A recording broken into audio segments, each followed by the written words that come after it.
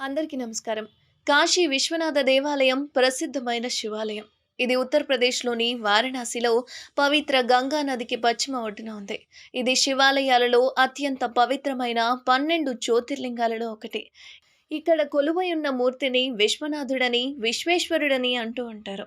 పురాతన కాలంలో వారణాసిని కాశీ అని పిలిచేవారు. అందుకే ఈ ఆలయాన్ని కాశీ విశ్వనాథ దేవాలయం అని పిలుస్తూ ఉంటారు. ఈ ఆలయాన్ని హిందూ గ్రంథాల ప్రకారం శైవ సంస్కృతిలో ఆరాధనలో ప్రధాన భాగంగా పరిగణిస్తారు. ముస్లిం పాలకులు దీన్ని అనేకసార్లు కూల్చివేశారు. ఔరంగజేబు దాని స్థలంలో జ్ఞానవాపి మసీదును కూడా నిర్మించాడు. ప్రస్తుత నిర్మాణాన్ని 1780 సంవత్సరంలో ఇండోర్‌కు చెందిన మరాఠా రాణి అహల్యాబాయి హోల్కర్ నిర్మించారు. శివపురాణం ప్రకారం ఒకప్పుడు బ్రహ్మ విష్ణువులలో ఎవరు సర్వోన్నతుడన్న దానిపై వాదనలు జరిగాయి. వారిని పరీక్షించడానికి శివుడు ముల్లోకాలను ఒక పెద్ద జ్యోతిర్లింగంగా అంతులేని కాంతి స్తంభంగా చేశాడు. ఎవరు శక్తిమంతుడో గుర్తించడానికి విష్ణువు పంది రూపాన్ని ధరించి స్తంభపు అడుగుకు వెళ్ళగా బ్రహ్మ హంస రూపాన్ని తీసుకొని స్తంభంపై కొనకు వెళ్ళాడు.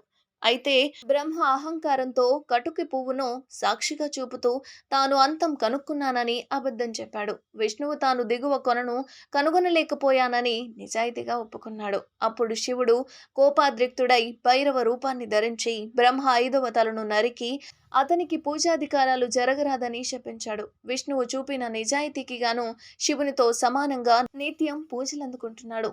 జ్యోతిర్లింగం అనేది పురాతన అక్షం ముండి చిహ్నం. అంటే ఇది సృష్టి యొక్క ప్రధాన భాగంలో అత్యున్నత నిరాకార వాస్తవికతను సూచిస్తుంది. దాని నుండి శివుని రూపం కనిపిస్తుంది. ఆ విధంగా శివుడు కాంతి స్తంభంగా కనిపించిన ప్రదేశాలే జ్యోతిర్లింగ పుణ్యక్షేత్రాలు. జ్యోతిర్లింగాలతో సంబంధం లేకుండా శివునికి 64 రూపాలున్నాయి.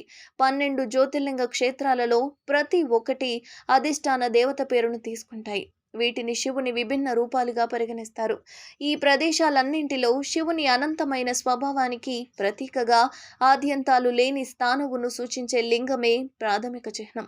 అవే గుజరాత్లోని సోమనాథుడు, ఆంధ్రప్రదేశ్లోని శ్రీశైలంలో మల్లికార్జునుడు, మధ్యప్రదేశ్లోని ఉజ్జయినిలో మహాకాళేశ్వరుడు, మధ్యప్రదేశ్లోని ఓంకారేశ్వర్, ఉత్తరాఖండ్లోని కేదార్నాథ్, మహారాష్ట్రలోని భీమశంకర్, ఉత్తరప్రదేశ్లోని వారణాసిలో విశ్వనాథ, మహారాష్ట్రలోని త్రయంబకేశ్వరం, జార్ఖండ్లోని దేవఘర్లోని వైద్యనాథేశ్వరం, గుజరాత్లోని ద్వారకలో నాగేశ్వరం, తమిళనాడులోని రామేశ్వరం, మహారాష్ట్రలోని ఔరంగాబాద్లో కృష్ణేశ్వర్లు 12 జ్యోతిర్లింగాలు. కానీ విశ్వనాథ ఆలయానికి సమీపంలోని గంగానది ఒడ్డున ఉన్న మణికర్ణిక ఘాట్ శక్తి పీఠంగా పరిగణించబడుతుంది.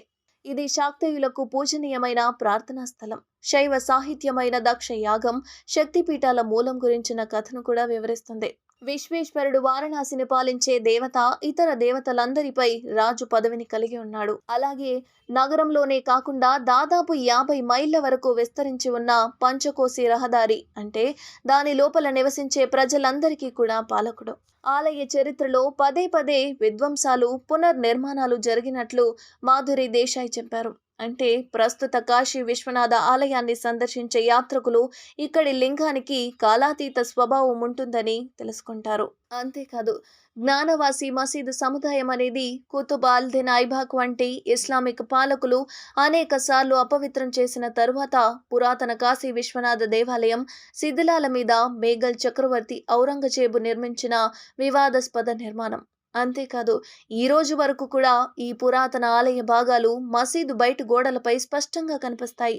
నంది, మా శృంగార గౌరి విగ్రహాలు దూరం నుండి కూడా చూడొచ్చు. 1936 నుండి ఈ స్థలం యాజమాన్యంపై హిందూ ముస్లిం వర్గాల మధ్య వివాదం జరుగుతూనే ఉంది.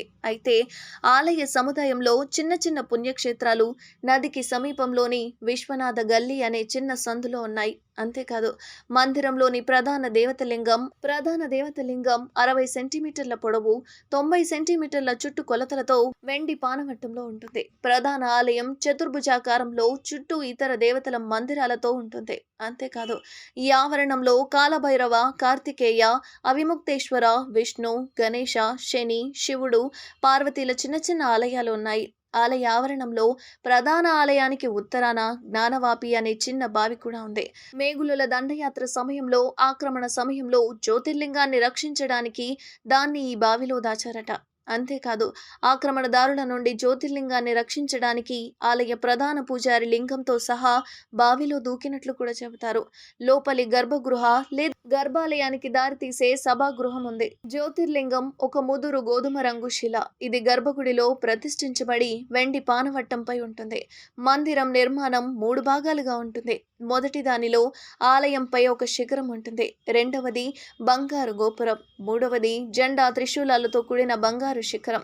కాశీ విశ్వనాథ ఆలయానికి ప్రతిరోజు దాదాపు 3,000 మంది సందర్శకులు వస్తూ ఉంటారు.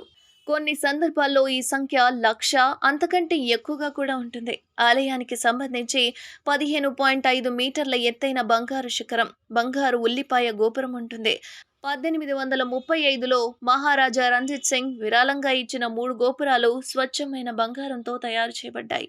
కాశీ విశ్వనాథ ఆలయానికి మణికర్ణికా ఘాట్కు మధ్య గంగా నది వెంబడి శ్రీ కాశీ విశ్వనాథ ధామ్ కారిడార్ను నిర్మించారు. ఇక్కడ యాత్రికుల కోసం వివిధ సౌకర్యాలు కూడా ఉన్నాయి. అంతేకాదు పవిత్ర గంగా నది ఒడ్డున ఉన్న వారణాసి హిందూ నగరాలలో అత్యంత పవిత్రమైనదిగా పరిగణిస్తారు. కాశీ విశ్వనాథ దేవాలయం హిందూ మతంలో అత్యంత ముఖ్యమైన ప్రార్థనా స్థలాలలో ఒకటిగా విస్తృతంగా గుర్తింపు పొందింది. కాశీ విశ్వనాథ ఆలయంలో విశ్వనాథ జ్యోతిర్లింగం కూడా ఉంది. అయితే భారతదేశ ఆధ్యాత్మిక చరిత్రలో విశ్వేశ్వర జ్యోతిర్లింగానికి చాలా ప్రత్యేకమైన, విశిష్టమైన ప్రాముఖ్యత ఉంది. దీనితో పాటుగా ఆది శంకరాచార్య, రామకృష్ణ పరమహంస, స్వామి వివేకానంద, బామాఖ్యప, గోస్వామి తులసిదాస్, స్వామి దయానంద సరస్వతి, సత్యసాయిబాబా, యోగిజీ మహారాజ్, ప్రముఖ స్వామి మహారాజ్, మహంత స్వామి మహారాజ్, గురునానక్లతో సహా అనేక మంది ప్రముఖ సాధువులు ఈ క్షేత్రాన్ని సందర్శించారు. ఆలయాన్ని సందర్శించడం గంగా నదిలో స్నానం చేయడం మోక్ష మార్గంలో నడిపిస్తుందని నమ్ముతారు. అందువల్ల ప్రపంచవ్యాప్తంగా ఉన్న హిందువులు తమ జీవిత కాలంలో కనీసం ఒక్కసారైనా ఈ ప్రదేశాన్ని సందర్శించడానికి ప్రయత్నిస్తారు. ఆలయానికి తీర్థయాత్ర చేసిన తరువాత కనీసం ఒక కోరికనైనా వదులుకోవాలన్న సాంప్రదాయం కూడా ఉంది. తీర్థయాత్రలో దక్షిణ భారతదేశంలోని తమిళనాడులోని రామేశ్వరంలోని ఆలయాన్ని సందర్శించడం కూడా భాగంగా ఉంటుంది. ఇక్కడ ప్రజలు గంగా నది నీటిని తీసుకెళ్తారు. గుడిలో ప్రార్థన చేసి ఆ గుడి దగ్గర నుండి ఇసుకను తీసుకెళ్తారు. కాశీ విశ్వనాథ దేవాలయం యొక్క అపారమైన ప్రజాదరణ, పవిత్రత కారణంగా భారతదేశం అంతటా వందలాది దేవాలయాలు అదే నిర్మాణ శైలిలో నిర్మించబడ్డాయి. విశ్వనాథ ఆలయంలో సహజంగా మరణించే వ్యక్తుల చెవుల్లో శివుడే మోక్ష మంత్రాన్ని ఊదుతాడని ఒక ప్రసిద్ధ నమ్మకం.